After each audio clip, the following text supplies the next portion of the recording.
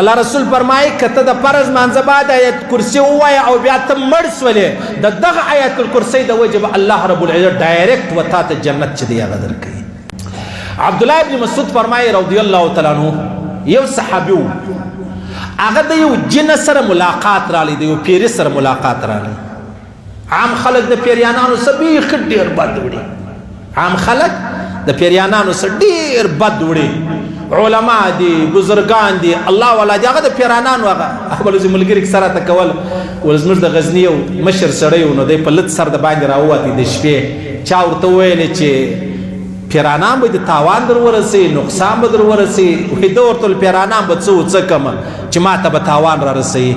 او مولا اشرف علي تانوي صاحب رحمه الله فرمایي چې یو سړی د پیریانانو څومره معتقد یي د پیریانانو په باره کې څومره دی معتقد یي څومره د ده عقیده هغه د امیانو پر چم عقیده یې سمه یي هغومره جنات هغه خلک تنګوي. دا عجبه خبره ده.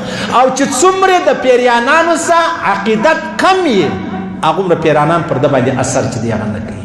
نو دغه صحابي چې دی هغه د یو پیري سره ملاقات وسو بیا یې کشتي ورسره وکړه. کشتي چې ورسره وکړله پیره یې ګزار کړه. دویم واره بیا پیري ورته ویل چې یاره بیا در سره کول غواړم بیا یې ګزار کړه. دریم واره بیا پیري ورته ویل خامخا دا یو ورله کشتي را سره وکړه غېږ را سره وباسه بس بیا دې منم. هغه راولاړ سو دریم واره بیا ګزار کړي پیري چې ګزار یې کوي بیا هغه صحابي پوښتنه ځینې وکړه دا ستا لاسونه ولې دا رقم دي لکه د سپیانو ده تی ټول پیرانان دا رقم یاست؟ اول یا موږ ټول دا رقم نه یو زیا زورور یم زیا طاقتور یم. نو هغه پیری وایي و هغه صحابي ته وایي ته آیت الکرسي وایه؟ او زه خو د آیت کرسي خود وایم. و د آیت کرسي پیدا در وښیم مال خو دې راوښیې څنګه پیدا یې ده؟ ول چې کوم سړی ماښام آیت الکرسي په خپل کور کې ووایي دا شیطان د ده د کوره څه داسې په منډه ځي لکه بېادبي دې ما پې بوده راواخله خر راواخله څنګه چغې نارې ویي څنګه د یو ځایه څه دی وځي دا پیری و دې صحابي ته وایي وایي دغه شیطان داستی د کوره داسې په منډه رواني او تر سهاره پورې دا شیطان ستاسو کور لر راځي نه. عبدالله بن مسعود څه چا پوښتنه وکړله ول نو دغه صحابي څوک و؟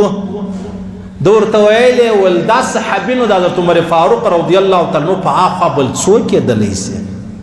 دا د حضرت عمر فاروق رضی الله تعالی عنه په هاخوا بل څوک کېدلی سي چې هغه دې د جن سره کشتي کوي او هغه دې جن راګزاروي یو واره نه دوه نه په درې واره دا څوک کېدلی سي؟ اوس ورته وګوره د دې جن خبره زموږ یقین دی ورباندې د یو ساحر و جادوګر پر خبره زموږ یقین دی د یو شیطان پر خبره زموږ یقین دی لیکن د جناب نبی کریم صلی الله علیه وسلم مبارک چې کومه خبره ده د الله چې کومه خبره ده پر هغه زموږ هغومره یقین نه دی. ولې هغه وجه دا ده چې زموږ اعتقاد هغه هلته ولاړ دی چې د کوم چا څه زه بیریږم ما ته تاوان راورسوي. له شیطانه بیریږو له پیري بیریږو له الله او له رسوله نه بیریږو نعوذ بالله. حالانکې د الله رسول فرمایي وای کوم سړی چې ماخستن پرېوځي آیت الکرسي ووایي الله رب العزت ستا د ټول کور حفاظت کوي. او د الله رسول فرمایي دا ته چې آیت الکرسي ووایي د الله په نامه دا د کور دروازه بنده کړي.